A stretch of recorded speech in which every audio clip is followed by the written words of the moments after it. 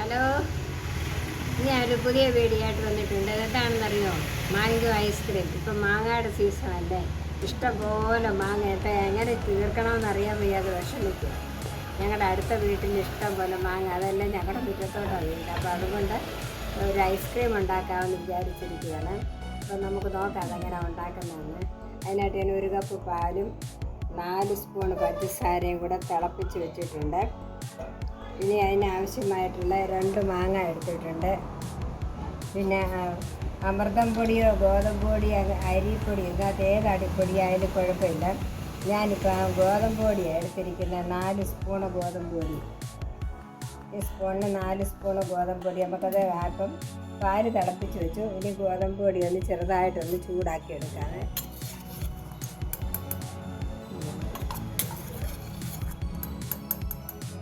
4 spoon ഗോതമ്പ് പൊടി ഒന്ന് ചൂടാക്കി എടുക്കുകയാണ്. കരിയാൻ പാടില്ല, വെറുതെ ഒന്ന് ചൂടാക്കി എടുക്കുകയാണ്.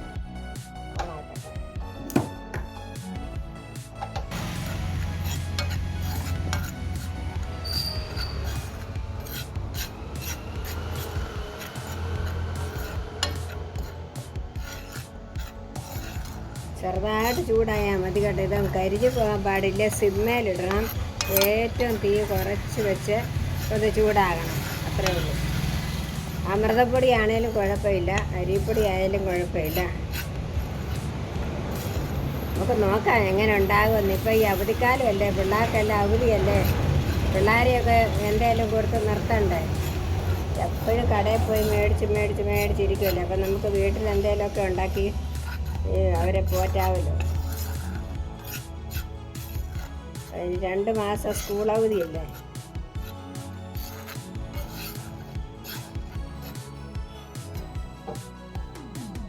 നമ്മുടെ ഗോതമ്പ് പൊടി വറുത്ത് വെച്ചു, അതായത് ഒന്ന് ചൂടാക്കി വെച്ചു. അതിന് വേറൊരു പാത്രം. നമ്മുടെ ഗോതമ്പ് പൊടിക്കകത്തോട്ട് ഇനി തണുത്ത പാലൊഴിച്ചിട്ട് ഇളക്കി ഇത് കട്ടയില്ലാതെ ഇളക്കിയെടുക്കാൻ പോവാണ്. കാച്ചിയ പാല് വേറെ ഇരിപ്പുണ്ട്, തിളപ്പിച്ച പാല് വേറെ ഇരിപ്പുണ്ട്. ഇത് കാച്ചാത്ത പാലാണ്, തിളപ്പിക്കാത്ത പാല്.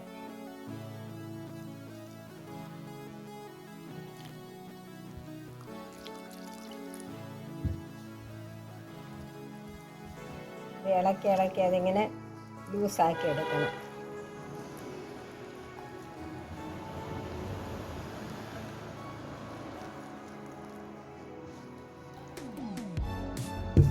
വേണ്ട, നമ്മുടെ ആ ഗോതമ്പ് പൊടിക്കകത്ത് പാലും കൂടി ഒഴിച്ച് കട്ടയില്ലാതെ ഇങ്ങനെ ഇളക്കി അത് ഒരുമാതിരി കുറുകി വന്നിട്ടുണ്ട്.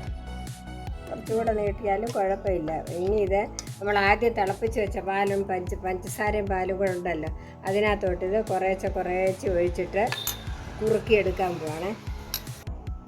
ഇപ്പം നമ്മൾ പാലും പഞ്ചസാരയും കൂടെ തിളപ്പിച്ച് വെച്ചിട്ടുണ്ടായിരുന്നല്ലോ, അതിൻ്റെ അകത്തോട്ട് ഈ കലക്കി വെച്ചിരിക്കുന്ന ഗോതമ്പ് പൊടിയും പാലും കൂടെ കലക്കി വെച്ചിട്ടുണ്ട്. അത് ഈ പരുവത്തിൽ അത് കുറേശ്ശെ ഇട്ട് ഇളക്കി ഇത് കുറുക്കിയെടുക്കാൻ പോവാണ്. കുറേശ്ശെ ഇടാവും, അല്ലെങ്കിൽ ഇത് കെട്ടാനായിട്ടുള്ള സാധ്യതയുണ്ട്. അതുകൊണ്ടാണ് കുറേശ്ശെ ഇടുന്നത്. നിങ്ങളെടുക്കുന്ന പാലിൻ്റെ അളവും മാങ്ങയുടെ അളവും അനുസരിച്ച് പാല് കൂട്ടിയെടുക്കുക, പഞ്ചസാര കൂട്ടിയെടുക്കുക, കുറച്ചെടുക്കുക. അതൊക്കെ അവരവരുടെ ഇഷ്ടം പോലൊക്കെ ചെയ്തതാണ്. ഞാനിപ്പോൾ 2 മൂവാണ്ടൻ മാങ്ങയാണ് എടുത്തിരിക്കുന്നത്. അതായിപ്പോൾ എൻ്റെ കിട്ടിയത്.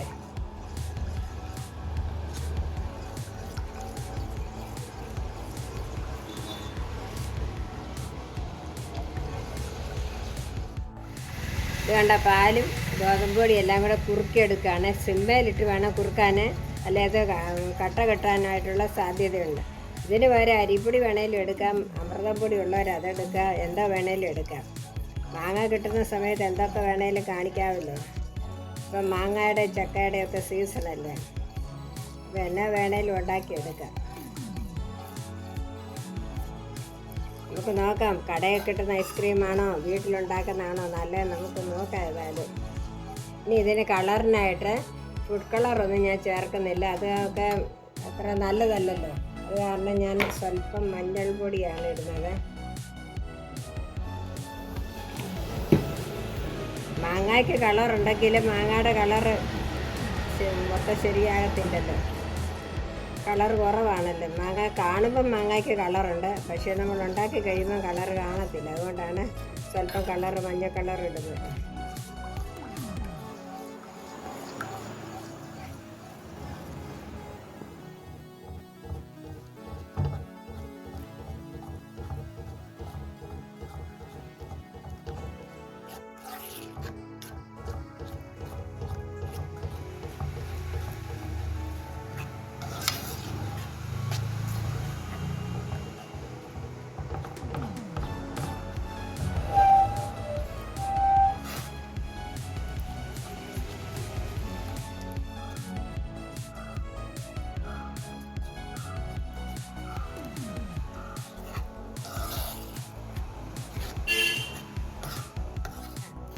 നമ്മൾ പിള്ളേർക്കൊക്കെ കുറുക്കുണ്ടാക്കുന്ന പോലെ തന്നെ കുറുകി വന്നു കണ്ട. ഇത്ര മതി. ഇനി ഇത് തണുത്തതിന് ശേഷം മാങ്ങായും കൂടിയിട്ട് മിക്സിയിലിട്ട് അടിക്കാൻ പോവാണ്. അരയ്ക്കണം. തണുക്കാനായിട്ട് വെക്കാൻ പോവാം. തീ ഓഫ് ചെയ്തു. അപ്പം നമ്മുടെ കുറുക്കി വെച്ചത് കണ്ട, കുറുക്കെല്ലാം റെഡിയായി. നല്ല കണ്ട, നമ്മളിങ്ങനെയല്ലേ കുട്ടികൾക്ക് കൊടുക്കാൻ കുറുക്കുണ്ടാക്കുന്നത്, അതുപോലെല്ലാം റെഡിയായി. എൻ്റെ തൊണ്ട അടഞ്ഞിരിക്കുക, അതുകൊണ്ടാണ് പറയാൻ ബുദ്ധിമുട്ട്. അതും മാങ്ങായും കൂടെ കൂട്ടി ഇനി മിക്സിയിലൊന്ന് അടിച്ചെടുക്കാൻ പോവാണ്. നിങ്ങൾക്ക് ഏത് പഴുത്ത മാങ്ങ വേണമെങ്കിലും എടുക്കാം. ഇവിടെ ഇപ്പോൾ മൂവാണ്ടൻ മാങ്ങ കിട്ടിയത്, അതുകൊണ്ടാണ് അതെടുത്തത്. ഇപ്പം കണ്ട നമ്മുടെ മാംഗോ ഐസ്ക്രീം റെഡിയായി. ഇനി ഇത് ഫ്രിഡ്ജ് വെച്ച് തണുക്കാനായിട്ട് വെക്കാൻ പോവാണ്. തണുത്തിട്ട് പിന്നെ നമുക്കെടുക്കാം. ഞങ്ങളെ ടേസ്റ്റ് ചെയ്ത് നോക്കിയപ്പോൾ മധുരം കുറവായിരുന്നു. വീണ്ടും ഞാൻ 2 സ്പൂൺ പഞ്ചസാരയും കൂടി ഇടേണ്ടി വന്നു. അതുകൊണ്ട് നിങ്ങളതുപോലെ മധുരം നോക്കിയിട്ട് മധുരത്തിനനുസരിച്ച് പഞ്ചസാര ചേർത്ത് കൊള്ളുക. മാങ്ങ എത്ര എടുക്കുന്നോ അതിനനുസരിച്ച് അളവ് കൂട്ടിക്കൊള്ളുക. ഇനി ഫ്രിഡ്ജിലോട്ട് വെച്ച് തണുക്കാൻ വെക്കാൻ പോവാണ്. നമ്മുടെ മാമ്പഴം കൊണ്ടുള്ള ഐസ്ക്രീം റെഡിയായി. എളുപ്പമാണല്ലോ പരിപാടി. എൻ്റെ ഫ്രിഡ്ജിനകത്ത് കുറച്ച് നേരം വെക്കണമെന്നുള്ളതേ ഉള്ളൂ. എല്ലാവരും ഒന്ന് ഉണ്ടാക്കി നോക്കുക, ട്രൈ ചെയ്യുക. എല്ലാവരും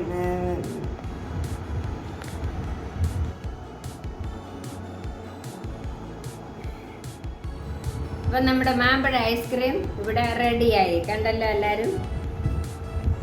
നല്ല ടേസ്റ്റ് ഉണ്ട് കേട്ടോ. നമ്മൾ ഉദ്ദേശിച്ച പോലെ അല്ല, നല്ല ടേസ്റ്റ് ഉണ്ട്.